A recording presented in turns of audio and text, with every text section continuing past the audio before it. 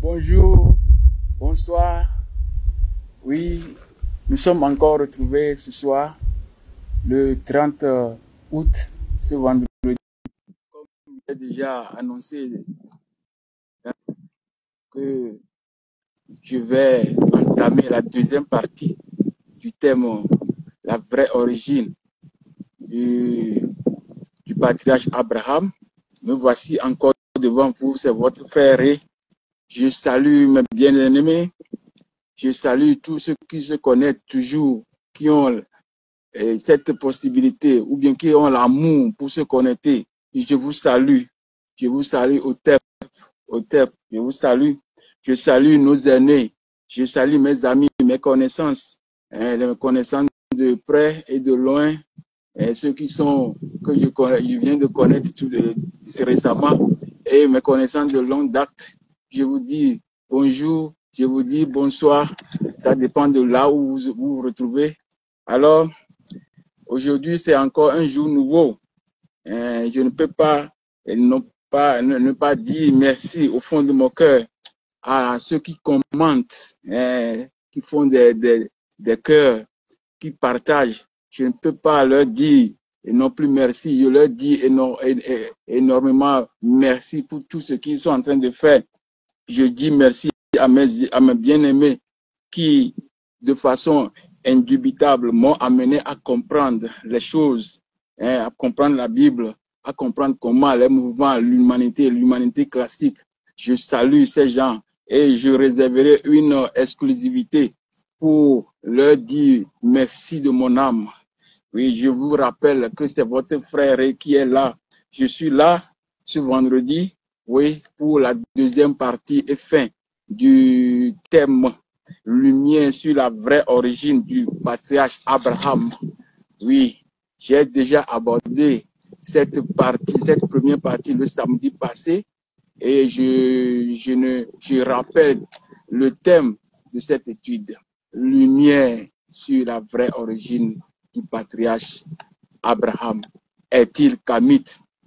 Est-il sémite ou japhétiste? Beaucoup réclament Abraham comme père biologique, d'autres réclament Abraham comme père adoptif, d'autres encore le réclament comme père de la foi. Si nous jetons un coup d'œil sur Israël, nous voyons qu'il y a des juifs ashkénazes et qui parlent yiddish. Yiddish, c'est une langue mélangée en allemand, à l'allemand, slave et les langues romaines, plus quelques mots araméens. Et les juifs séfarades qui parlent une langue judéo-espagnole, c'est toujours mélangé. Et les juifs falachas, les noirs qu'on est parti chercher en Afrique pour amener en Israël. Voilà les juifs que nous avons en notre présence. Et je vais, à partir de cette étude, de cette deuxième partie, vous amener à comprendre l'origine d'Abraham et l'origine raciale d'Abraham. Voilà, nous allons découvrir aujourd'hui cette race tant cachée d'Abraham. Ça serait une surprise. La surprise est dans cette deuxième partie et fin. Ouais. Donc, comme avant, je vous demande beaucoup de calme, oui, beaucoup de patience pour que nous découvrions ensemble la nature mythique et énigmatique qui se cache derrière le patriarche Abraham. Voilà. Et la deuxième partie d'aujourd'hui va se dérouler comme suit.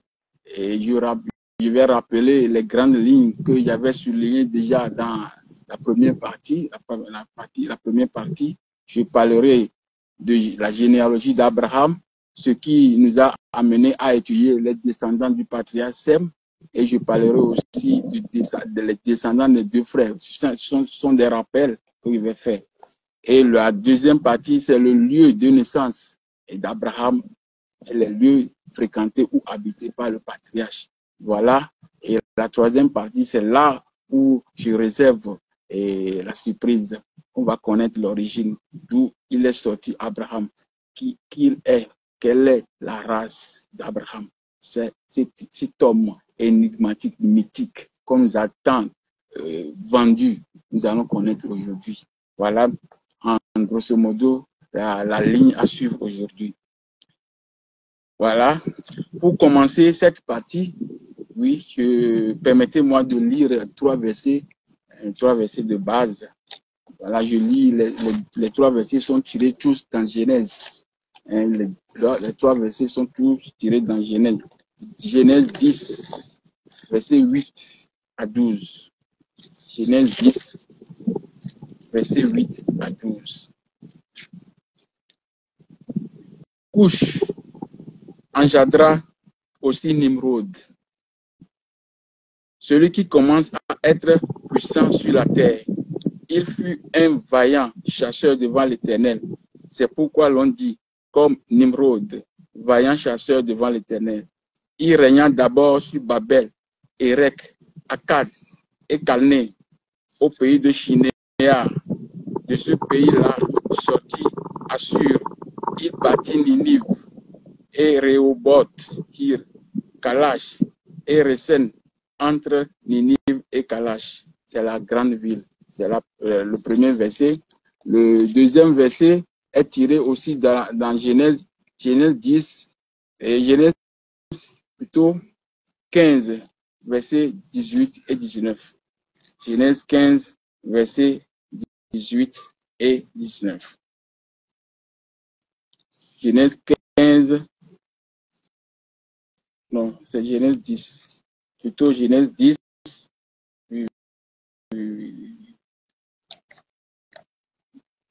Bon, Genèse 15, versets 10 et 19. Les limites de Canaan, la famille des Cananéens se dispersait. Les limites de Canaan allaient depuis Sidon, du côté de Guérar, jusqu'à Gaza, et du côté de Sodome, de Gorée, d'Adma et de Tchéboun jusqu'à Lécha. Et le troisième verset, c'est aussi tiré de Genèse 10, verset 32. Genèse 10, verset 32.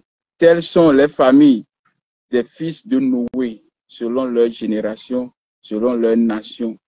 Et c'est d'eux que sont sorties les nations qui sont répandues sur la face de la terre après le déluge. Voilà les trois versets de base que j'ai choisi aujourd'hui pour commencer cette deuxième partie. Oui, voilà les trois versets.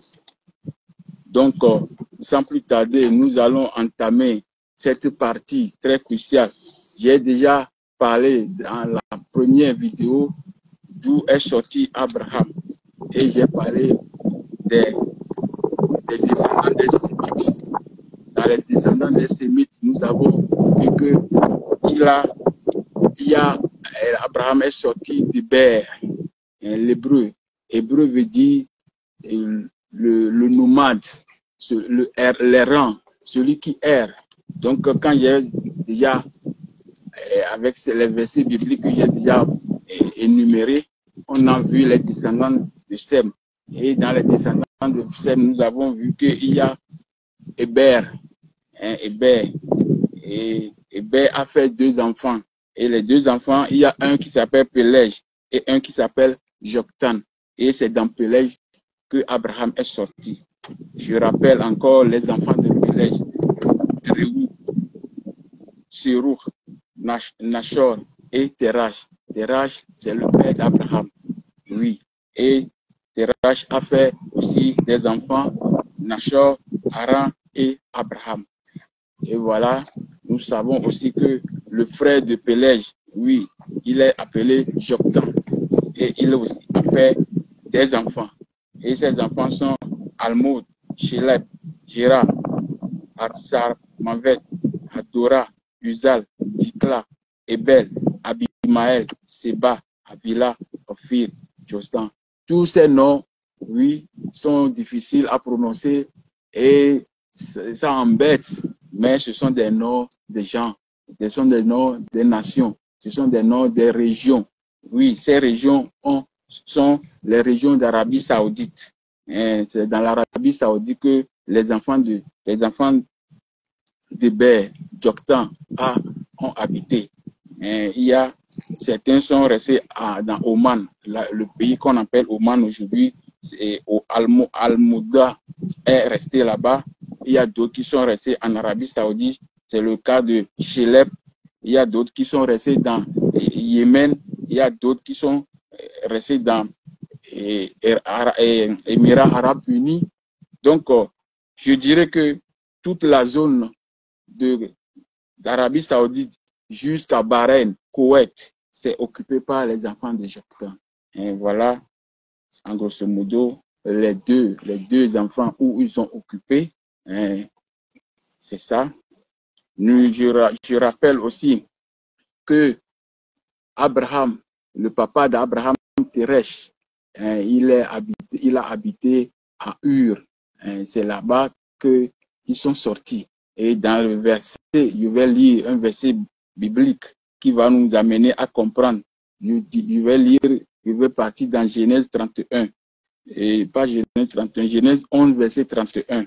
Genèse 11, verset 31. Terach prit Abraham, son fils, et Lot, fils d'Aran, fils de son fils, et Sarah, sa belle-fille, femme d'Aran, femme d'Abraham, son fils. Ils sortirent d'Ur en Chaldée pour aller au pays de Canaan. Ils vinrent jusqu'à Charan et ils habitaient Charan. Voilà que Abraham, le papa d'Abraham, Terach, il a quitté Ur en Chaldée. Et nous pouvons trouver Ur, c'est localisé en Mésopotamie au sud de l'Irak. Ur, là où ils sont sortis, c'est en Mésopotamie au sud de l'Irak. Elle est sur l'embouchure de l'Euphrate. C'est le fleuve Euphrate qui se jette dans le golfe Persique.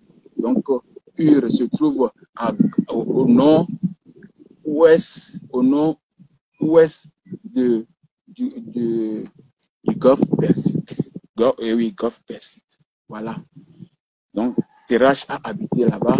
Et je vais vous lire le verset, je viens de lire le verset de la Genèse 11, verset 31, je viens de lire. Normalement, Terach, quand il habitait là-bas, il a quitté là-bas pour aller à Padam Aram.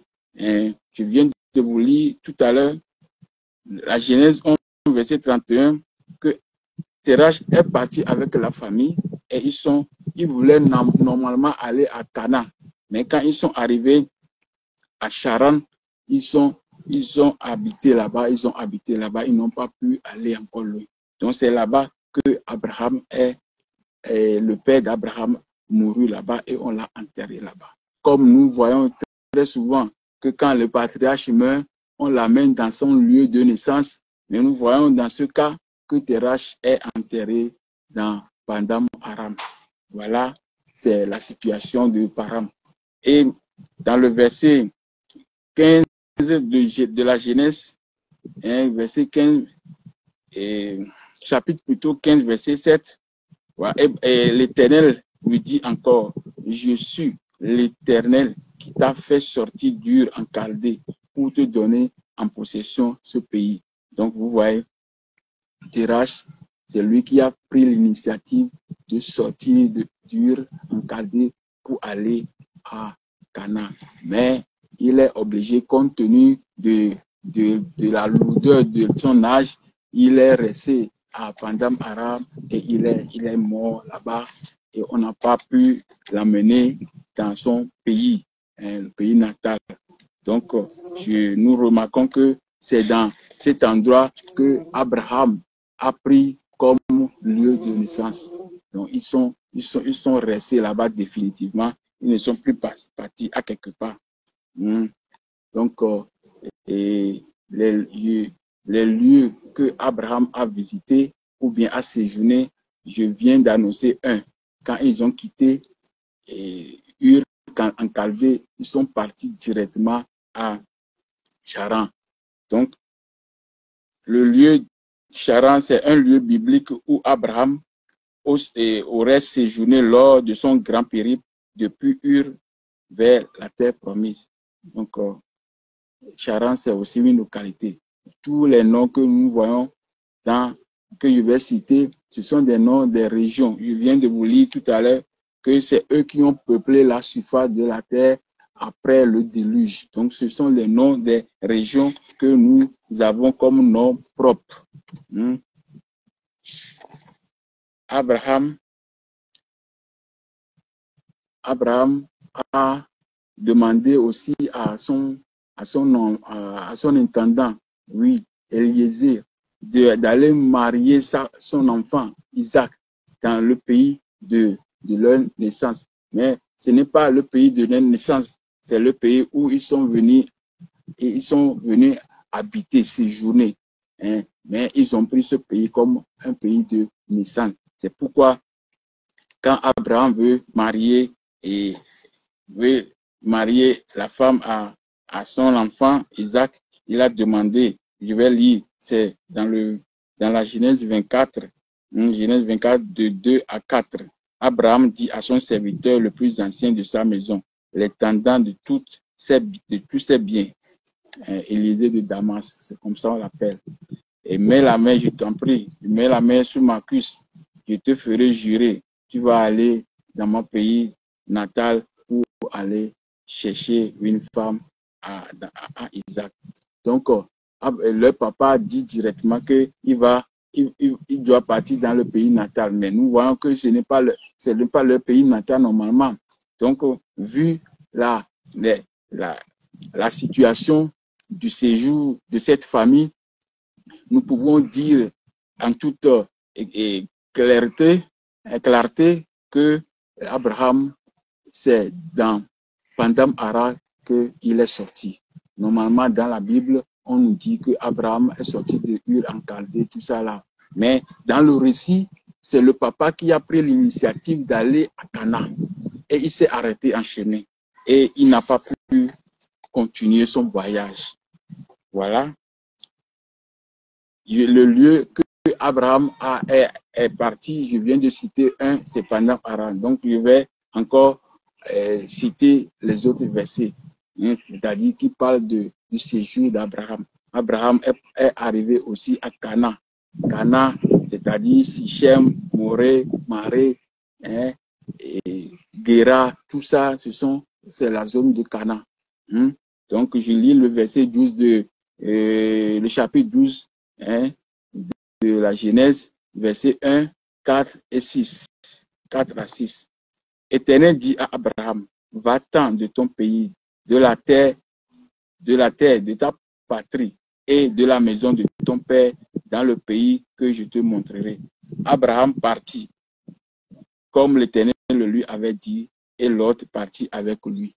Abraham était âgé de 75 ans lorsqu'il sortit de Charan. Abraham prit Sarah, sa femme, et Lot, fils de son frère, avec tous les biens qu'il possède, les serviteurs qu'il avait acquis à Charan. Il partit pour aller dans le pays de Canaan. Vous voyez ici, Dieu, l'Éternel parle à Abraham et dit de quitter son pays et sa patrie. Donc, vous voyez ici, Dieu ne s'adresse pas à Abraham à Dieu s'adresse à Abraham ici, à Pandam Aram. C'est pourquoi chaque fois, Abraham demande qu'il faut aller à Pandam Aram. Si nous rappelons, nous souvenons plutôt de la fuite de Jacob.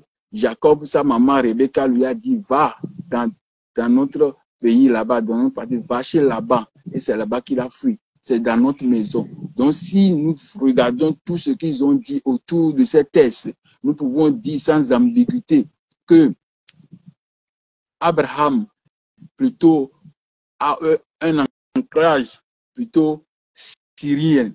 Donc, il est de la Syrie. Abraham est de la Syrie.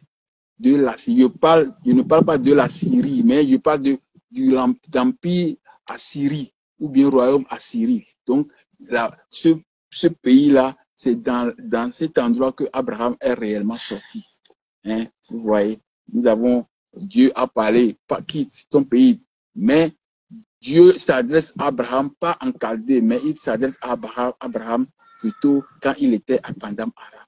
Donc nous pouvons dire, et je répète, que Abraham a vécu à Assyrie. Oui, et non pas à Chaldée. Chaldée, c'est un passage, puis que le mot Héber veut dire hébreu, qui veut dire hébreu, c'est celui qui est de passage. C'est un errant. Ce sont des gens qui n'ont pas de domicile. Ce sont des nomades. Donc Abraham n'a pas pour lieu de résidence visuelle à Padam Aram. C'est là-bas. Parce que toutes les références qu'il fait dans tout, même avec même les petits-enfants, Jacob, tout ça, Isaac, tout ça, il parlait toujours de Padam Aram. Va dans notre partie. Et quand Dieu veut adresser aussi à Abraham, il s'est adressé à Abraham aussi à Padam Aram. Donc, nous pouvons dire sans ambiguïté, je répète, que Abraham n'est pas de Chaldée. Il est plutôt de l'empire Assyrie. Vous voyez. Donc, c'est une lumière que je viens aussi de soulever comme ça pour que les gens puissent éclairer. Et voilà. Je parlerai aussi des séjours parce que je suis en train de parler des séjours d'Abraham. Abraham a séjourné aussi en Égypte. Hein? Abraham a séjourné en Égypte. Je lis Genèse 12, verset 10. Il eut une famine dans le pays et Abraham descendit en Égypte et il séjourna dans la famine, car la famine était grande dans le pays. Donc Abraham aussi a fait un séjour en Égypte. Et ça, nous connaissons ça dans la Bible. Et il a fait un séjour en Égypte en quittant Canaan. Je veux rappeler que Canaan, c'est une région correspondant plus ou moins aujourd'hui au territoire réunissant Israël, Palestine, l'ouest de la Jordanie, le Liban et l'ouest de la Syrie. Donc, le Canaan, ça commence depuis le haut de la Sinaï jusqu'au Liban là-bas. Donc, c'est toute la zone littorale là, y compris la Jordanie actuelle, que Abraham a visité. Comme on nous dit, Canaan. Voilà le territoire de Canaan. Ça, le territoire de Canaan prend comme aujourd'hui Israël, Palestine, ouest de la Jordanie, Liban et puis la Syrie. Vous voyez comment Canaan est grand. Il est très grand. Et je relis encore ce verset, la fin du verset de Genèse 12. Je lis le 6e. Abraham parcourut le pays jusqu'au lieu nommé Sichem, jusqu'aux chaînes de Morée ou bien Marée. Les Cananéens étaient dans le pays. Donc, quand Abraham a quitté Padam Aram, il est venu jusqu'à Sichem. C'est quand il a eu l'appel, il vient, il descend jusqu'à Sichem. Et Sichem, c'est une ancienne ville cananéenne située au cœur de la Jordanie. Donc, vous voyez la Jordanie actuelle, c'est là-bas que Sichem, c'est là-bas que Abraham est arrivé premièrement. Et c'est là-bas que Jacob aussi est venu. Quand on a dit Jacob a quitté Padam Aram, il a fui pour aller chez Laban, il est revenu. C'est là-bas encore qu'il est revenu à Sichem. Et là-bas, ce sont les Philistins qui habitaient à Sichem. Et ce sont des incirconcis qui habitaient là-bas. Vous voyez? Donc, je continue. Abraham devint habitant de Charan, Padam Aram. Pourquoi je dis que Abraham, il vient de la Syrie? Je vais lire un verset qui nous dit, qui va nous amener à comprendre. Parce que Abraham demandait à Dieu, oui, Abraham répondit, Genèse 15, 2 à 4. Abraham répondit, Seigneur éternel, que me donneras-tu? Je m'en vais sans enfant et héritier, de ma maison. Et je m'en vais sans enfant et sans héritier. Et seulement mon héritier, c'est Élisée de Damas. Vous comprenez? On dit Abraham qui dit que son intendant, l'héritier, seulement est Élisée de Damas. Abraham n'a pas encore eu enfant. Donc il réclame l'enfant à Dieu et Dieu lui dit que non. Alors la parole de l'Éternel lui fut adressée ainsi. Ce n'est pas lui qui sera ton héritier, mais c'est celui qui sortira de tes entrailles. Vous voyez? Donc Abraham qui dit que son intendant, son héritier est Élisée de Damas. Hein? Vous voyez? Élisée de Damas. Tu ne peux pas prendre un héritier dans un autre pays comme ça. Je ne peux pas dire que, comme je n'ai pas d'enfant, mon héritier, moi je suis un Togolais, je suis d'Aného, et maintenant je vais dire que tu prends un héritier de Sokodé, ce n'est pas possible. Ça veut dire que si mon héritier est vraiment, je prends mon héritier de Sokodé, donc ça veut dire moi je viens de Sokodé, je viens d'un ancrage de Sokodé, ou bien d'un ancrage d'une ville. Vous voyez, c'est comme ça. Nous devons comprendre quand nous lisons la Bible, c'est ne pas que nous devons lire comme on nous a dit de lire, mais lisez avec votre mental totalement, avec votre réflexion. Possédez l'écriture que vous lisez. Ne faites pas une lecture survolée en oubliant ce que vous avez lu, parce que ce que vous avez lu avant peut vous servir à comprendre ce qui est devant. Et s'il y a une rétorsion, vous pouvez comprendre. Donc c'est comme ça. Abraham a séjourné dans les pays, en Canaan. Mais il vient de Padam Aram. Si son héritier est à Padam Aram, Abraham est de Padam Aram. Abraham est de l'empire d'Assyrie. Il n'est pas de Chaldée. Comme on nous a vendu, Abraham est de Chaldée. C'est la première partie. L'origine d'Abraham, le mythique, il est de l'Assyrie. Oui. Je continue. Je rappelle aussi que Abraham, quand il est arrivé à Cana, Cana aussi, c'est un enfant de qui? Parce que j'ai déjà parlé de ces choses dans la première vidéo. Noé a fait 4 enfants, 3 enfants plutôt, et un est appelé Cham. Et c'est Cham qui a fait 4 enfants, et un est appelé Cana.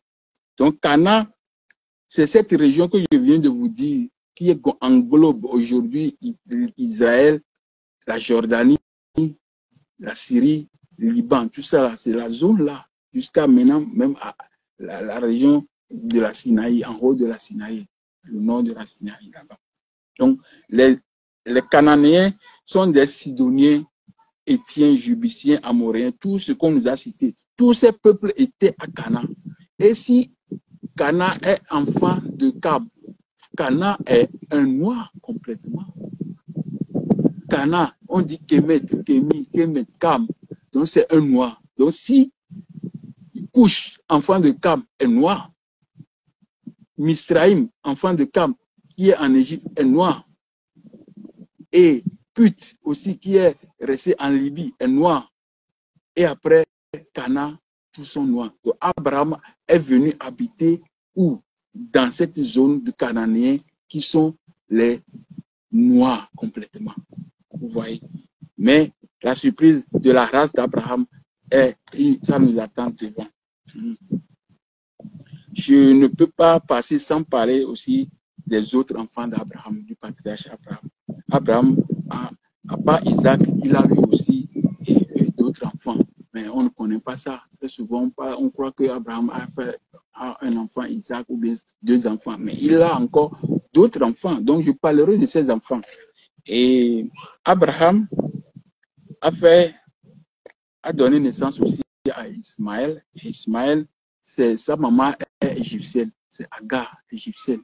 Donc Abraham et Ismaël plutôt est sorti de qui? D'Abraham plus d'Agar. Agar, c'est une égyptienne. Et quand Ismaël a grandi, sa maman lui a donné, parce qu'il n'est plus dans la maison, comme la Bible nous a raconté, Abraham lui a donné, sa maman lui a donné une fille égyptienne. Vous voyez. Donc, l'égyptienne, c'est Misraïm. Quand on dit Misraïm, c'est Égypte. Ça vient de Cam. C'est les Noirs qui habitent là-bas. C'est pas comme on nous dit. On nous dit aujourd'hui, nous voyons là-bas, c'est occupé par les Arabes. Ça, je vais vous dire ça vers la fin. Donc, il n'est pas... Ismaël a fait enfant avec Égyptienne. Et ses enfants ont tous habité dans Canaan. Sont tous habités dans Canaan. Et Canaan, c'est le frère de Misraïm. C'est l'enfant de Cam. Donc, ils sont aussi noirs. Je parlerai aussi de la prospérité, la postérité toujours d'Abraham. Abraham a aussi pris d'autres enfants. Il a pris d'autres enfants.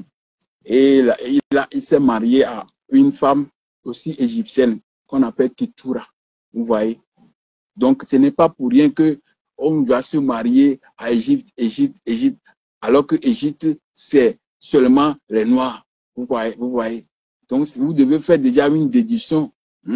Et donc, les enfants de Ketura sont Zimram, Joksham, Medan, Madian, Jishbak, Shua. Je vous rappelle que Madian, c'est aussi, c'est Diétro. Quand on dit prophète ou bien quoi, je ne sais plus, de mendiant, sacrificateur de mendiant. Donc, on parle de Diétro. Diétro est de mendiant. Donc, mendiant, ça vient d'un enfant de Ketura qu'elle a fait avec Abraham. Donc, et voilà. Je parlerai aussi des enfants de Esau. Esau, c'est le jumeau de Jacob, le frère de Jacob.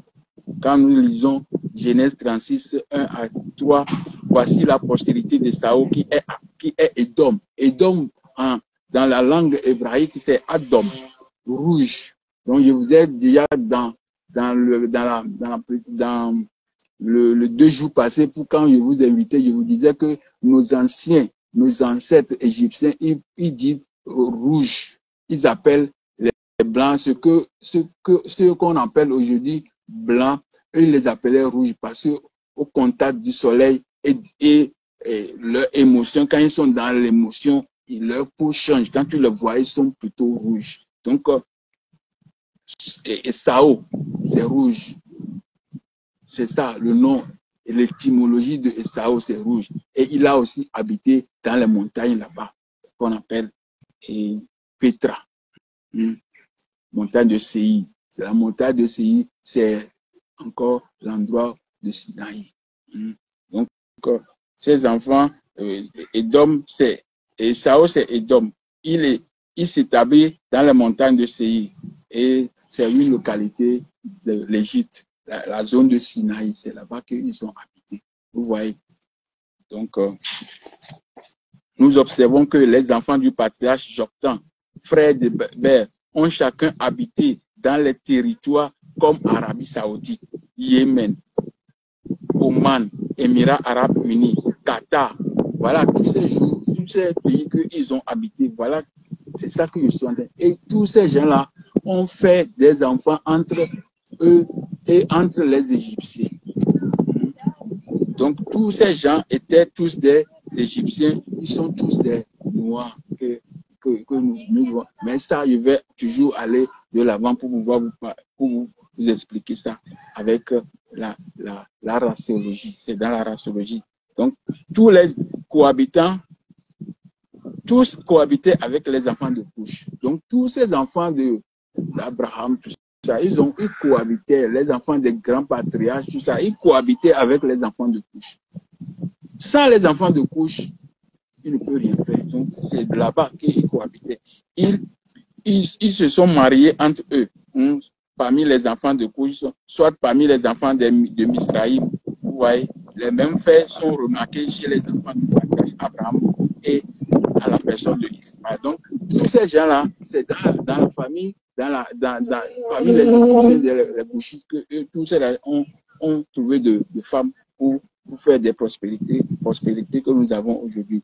Ismaël est marié avec les filles égyptiennes et ses enfants ont tous habité en Arabie Saoudite. Voilà. Maintenant, la partie la plus sensible, c'est celle que je vais rentrer maintenant, c'est l'origine réelle d'Abraham, l'origine raciale d'Abraham. Pour connaître l'origine de la race du patriarche, nous allons retourner encore dans la Genèse 10, verset 8 à 12. Retournons encore dans la Genèse 10, verset 8 à 12. Cush engendra aussi Nimrod. C'est lui qui commença à être puissant sur la terre. Il fut un vaillant chasseur devant l'Éternel. C'est pourquoi l'on dit comme Nimrod, vaillant chasseur devant l'Éternel. Il régna d'abord sur Babel, Érec, Akkad et Calné, au pays de Shinéa. De ce pays-là sortit Assur, Babel, Akkad, Ninive. Vous voyez, Rehoboth, Kalash. Je vais vous expliquer ces villes. Les villes là, ce sont des noms de gens, mais ce sont des noms de villes aussi. Hein. Babel, nous connaissons la tour de Babel. Ça se trouve à Babylone. Quand on a vendu tout ça là, vendu ce message, tour de Babel, tout de monde. Donc, ça, c'est à Babylone. C'est la capitale religieuse et politique de la Babylone. Il est situé en Irak actuel, environ 90 km de Bagdad. Donc, dans le verset que je viens de lire, je ne sais pas si vous avez bien compris, on a dit que Cush a aussi enfanté ou engendré Nimrod. Et c'est lui qui commença à être puissant. Il fut vaillant chasseur. Il régna d'abord sur Babel. Vous voyez, il régna d'abord sur Babel. Hein? Nimrod est le fils de Cush. Il régna sur Babel. Babel, je dis que Babel est de la Babylone. Akkad. Il a créé aussi Akkad, la ville Akkad. Il est situé dans un rayon de 30 km de l'actuel Bagdad. Akkad.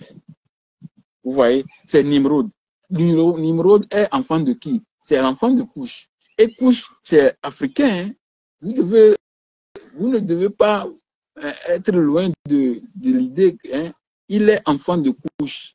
Et il habite où? Il a créé des grandes villes. Les premières villes sur la terre dont la Bible a vanté. Et les villes qu'on a créées, les premières villes. Vous voyez? Donc, il y a dans ces villes, nous avons Babel, Akkad, Ninive. Vous connaissez Ninive? Ninive, c'est Mossoul aujourd'hui, en Irak. Vous voyez? Toutes ces villes sont en Irak. Toutes ces villes sont en Irak. Ninive se trouve sur la rive gauche du Tigre, en Irak, dans le banlieue de la ville de Mossoul. Là où on a fait la guerre dans le temps. Saddam Hussein, Mossoul, c'est là-bas. Ninive. Ninive, comme nous avons dit, Job a quitté, il doit aller prêcher à Ninive. C'est Ninive, ça. À Babylone, là-bas, en Irak. Il a créé aussi Assur. Assur, c'est une ancienne région du nord de la Mésopotamie, de l'empire d'Assyrie. C'est aujourd'hui, ça fait partie aujourd'hui de la Syrie. Vous voyez, Assur, c'est une grande ville que Nimrod a créée. N'oubliez pas, hein, Nimrod, c'est lui qui est d'abord grand. Nimrod est plus vieux que tout ce que nous avons trouvé comme Hébert, tout ça là, Shelah. Nimrod est plus vieux que tout ça. Parce que Nimrod, c'est la deuxième génération. Après Noé, on a Cham, et après on a Cham, on a Cush. Oui, c'est Noé a fait enfant Cam, Cush, Nimrod. Donc il est de la deuxième génération. Vous voyez? Alors que Abraham, tout ça, sont de la 5e, 7e génération. Donc, c'est lui qui a créé même tous ces endroits qu'on a dit qu'Abraham et son papa ont habité. Donc, c'est Nimrod qui a créé ça. Donc, Nimrod est le fils de Cush, le noir, ou le mélanodème. Le mélanodème, c'est avec la mélanine, le noir, qu'on appelle mélanodème. Il est, selon la Genèse 10, 11 à 12, le premier qui a régné en Mésopotamie. Nimrod ne peut devenir roi que sur sa race. Si Nimrod doit être roi à quelque part, il doit être roi sur sa race. Quelqu'un ne peut pas quitter Togo. Un Togolais ne peut pas quitter ici pour devenir roi en Afrique du Nord. C'est impossible. Je ne peux pas aussi moi-même devenir roi en Belgique ici. Même dans un quartier, c'est impossible. Vous voyez. Je ne parle pas de maires, tout ça. Les maires, ce sont des trucs politiques qui n'ont pas de tête. Hein. Je parle du choix de royauté. La royauté, tu dois être roi sur tes sujets, sur là où tu as habité, là où tu es né, là où il y a tes ancêtres. Donc Nimrod, qui a fait la grande ville, la première ville qu'on est en train de citer, hein? Babel, Akkad, Ninive, Assur, Rehoboth, c'est une ville une des quatre villes d'Assyrie bâties par Nimrod. Rehoboth, Kalash, on appelle aussi Kalou. C'est le nom même de Nimrod, ça. Est situé à 35 km de Ninive, Kalash, que Nimrod a créé, la grande ville. Les grandes villes qu'on a créées d'abord, c'est à Kalash, là, 35 km de Ninive, à côté de Mossoul. C'est toujours Irak là-bas. Vous voyez? Donc, Nimrod est le fils de Couche, le noir, le mélanoderme. Le premier qui a régné en Mésopotamie. Nimrod ne peut devenir roi que sur sa race noire. On ne peut devenir roi que chez soi. Chez soi qu'on peut devenir roi. Pour cette raison, nous pouvons dire que cet endroit est peuplé par les noirs, par les mélanodermes. Vous comprenez? Si Nimrod est de la deuxième génération de Noé, c'est deuxième. Vous savez, Noé fait enfant, première génération, c'est Couche. Deuxième génération, c'est Nimrod. C'est deuxième génération directe. Vous voyez. Donc, si le patriarche Abraham est de la race noire, bon, je dois relire encore. On peut devenir roi que chez soi. Pour cette raison, nous pouvons dire que cet endroit est peuplé par les Noirs. Par conséquent, le patriarche Abraham est de la race noire. Car toutes ces régions sont occupées par les Couchistes, les Misraïm. Et les enfants d'Israël et Ismaël a marié un enfant, une fille égyptienne.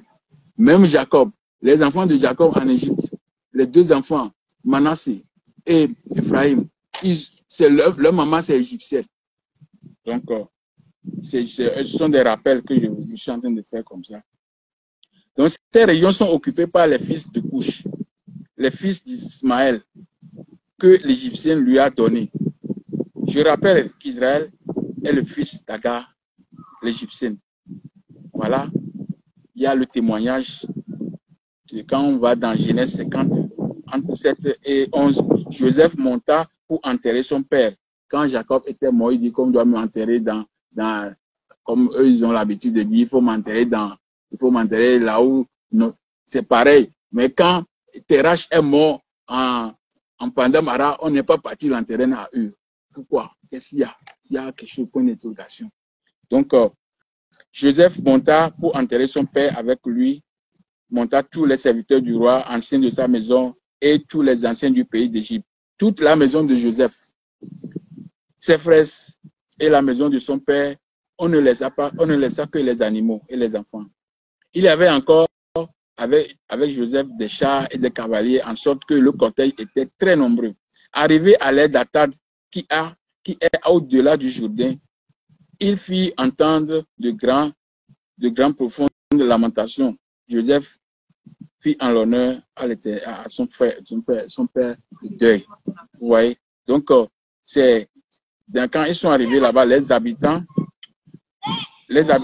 du pays, les Cananéens, furent témoins du deuil d'Assad. Ils disaient voilà un grand deuil parmi les Égyptiens.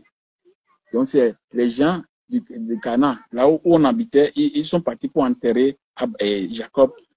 C'est là-bas que les gens regardent, mais il y a un deuil parmi les Égyptiens.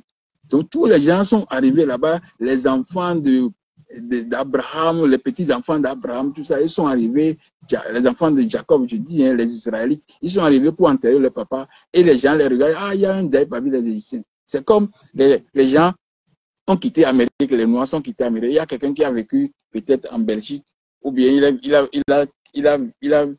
a habité peut-être en Afrique du Nord, mais comme ils sont restés là-bas longtemps, il est mort en Amérique. Et voilà, il a dit à ses enfants, il faut me ramener dans mon pays. Donc, quand ils sont arrivés, on va faire l'enterrement. Quand les gens de donner un pays comme ça, on peut donner n'importe quel pays. Quand les gens regardent, ils voient, oh, ça, il y a des Noirs, hein, des Africains. Vous voyez? Donc, à vue d'œil comme ça, on ne peut pas faire la différence entre les Égyptiens et les enfants de Jacob. Vous voyez? Donc, si on ne peut pas faire cette différence entre les enfants des Égyptiens et les enfants de Jacob, et les Égyptiens et les enfants de Jacob, ça veut dire quoi? Ça veut dire qu'ils ont la même couleur, la raciale. Donc, vu tout ce que je viens de dire, Abraham est de la race, pas le Codem, excusez-moi, il est de la race mélanoderme. Abraham est noir. Il est noir. Parce que dans toute la région, c'est Nimrod qui a contrôlé la région. Toute la région qu'on nous a cité, que sont les enfants de Sem, tout ça là, c'est Nimrod qui a construit ces villes là-bas. Il ne peut pas construire des villes pour des gens le côté. Donc si nous voyons aujourd'hui, j'ai déjà démontré dans la première vidéo que les enfants de Noé, Japheth et Sem, ils ont occupé seulement le nord de l'Europe, l'Asie et la zone et les steppes euro-asiatiques. C'est là-bas qu'ils ont occupé. Personne de ces gens n'ont habité dans la région où Nimrod est roi. Personne n'est habité là-bas. Donc, ils n'ont même pas mis pied là-bas. Quand Nimrod, quand on a vendu dans la Bible, là, quand Nimrod contrôlait ces villes, il contrôlait les gens, les Japhétis, les Sémites qu'on nous dit aujourd'hui, ils habitaient très loin. Parce que je viens de démontrer que les enfants de Noé, Sem, les enfants de Noé, Sem et Cap sont tous des mélanodères. Ce sont les Lokoudem qui sont Japhétis et ils ont habité dans les montagnes là-bas. Et quand vous voyez, tous ces endroits sont occupés par les Noirs jusqu'à là où il y a la mer Noire. Pourquoi on dit la mer Noire? Demandez-vous pourquoi on dit la mer Noire. Les Africains là, les Noirs, les mélanodèmes ont habité jusqu'au-delà de la mer Noire. Mais quand les gens de steppe euro-asiatique, ces Apachades, ces Askénazis, tous ces gens qui constituent les Juifs de l'Israël, de l'État Israël aujourd'hui, ils n'ont quand Nimrod contrôlait la zone, il n'était pas là.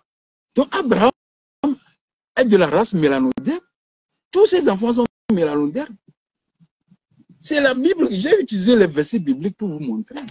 Et un peu de petites connaissances. Vous voyez. Donc quand les gens la descendaient, je vous ai dit que quand les gens la descendaient de la steppe euro-asiatique, quand ils étendaient, parce qu'ils vous ont dit que les enfants de Japheth, Magog, tout ça là, Askéna, tout ce qu'on a cité, ils étaient dans la montagne, dans les chaînes.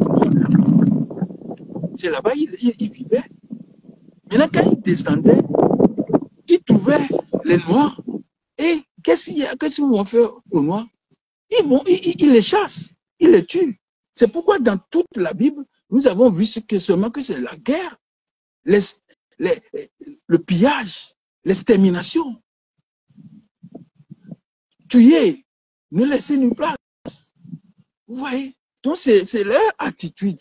Quand ils sont descendus, ils ont trouvé les enfants de Nimrod avec une grande ville, des villes bien garnies, mais ils ont déclaré la guerre. Et on a déclaré la guerre aux Mélanodais jusqu'à on est rentré dans l'Afrique. Et ils ont occupé où? Ils ont occupé toute l'Afrique du Nord. Vous voyez comment on nous a éradiqués. Mais ça ne suffit pas. Il vit encore en Afrique pour faire encore l'esclavage. Dépeupler l'Afrique, recoloniser l'Afrique. Donc, mes frères, mes soeurs, revenez. Là, la prophétie de Ézéchiel 37 qui dit les ossements morts. Et dit, est-ce que ces gens-là peuvent se réveiller? Le prophète demande, Dieu, est-ce que ces gens-là, ces ossements, il peut y avoir encore la vie? Il dit, souffle, prophétise sur eux. C'est la grande nation. L'Afrique va se réveiller, mon frère et soeur. Ce n'est pas avec la Bible que vous allez réveiller. Ce n'est pas avec le Coran qu'on va réveiller. Ce sont des gens qui ont déclaré la guerre aux mélanodermes. Et vous regardez comment on tue nos frères en Afrique du Nord, là-bas. Comment on les tue partout. On pisse sur eux, on fait caca dans leur bouche. Vous voyez tout ça là. C'est une guerre qu'on a déclarée. Et vous êtes là, vous dormez. Mais la prophétie d'Ézéchiel 37, je vous conseille d'aller lire. Et ne prenez pas les Israélites qu'on est en train de dire là-bas. Ce sont les Lekodem, les enfants Sem, les enfants de Sem et de Cham sont unis. C'est pourquoi un verset dit que vers la fin, j'appellerai mon peuple, l'Égypte, la Syrie que ma main a fait, a manié, et Israël, mon héritage. L'héritage de Dieu, c'est les Noirs, c'est les Mélanotaires. Sem et Cam sont tous de la même race. Abraham est de la race Mélanotaire. Cam est noir. Moi, je ne peux pas vous expliquer ça encore. Hein? Les ossements, Dieu dit au prophète, souffle, c'est une grande armée. Et l'esprit revient. Les nerfs commencent par se rattacher. Voilà, parce que c'est les nerfs qui forment l'homme. Tout ce qui est dans l'homme, c'est les nerfs. C'est eux qui font les informations. Donc, les nerfs sont en train de se reconnecter. Et nous serons debout. Je vous dis, la vidéo que je viens de faire, ce thème a un peu duré. Vous m'excusez pour le temps. Mais il faut qu'il y ait une clarté, il y ait une lumière. Quand je donne la lumière, j'espère que d'autres en feront plus que ça. Ce que je viens de dire, ils vont l'illuminer beaucoup plus. Hotep, sentinelle, que dis-tu de la nuit? La nuit est longue, mais le jour vient. Le jour va venir pour l'humanité, mais la moderne. Je vous remercie, mes frères. Excusez-moi pour l'émotion. Je vous remercie pour vous qui avez suivi. Je remercie mon grand, mon aîné, Apanou. Je vous remercie. Je remercie ma soeur Viviane. Je remercie ma petite soeur Inès. Je sais que beaucoup de gens ont suivi ça. Je ne les regarde pas, mais ça va aller. Merci. Bon après-midi. Bonne soirée à ceux qui sont dans la nuit. À bientôt. Bye bye.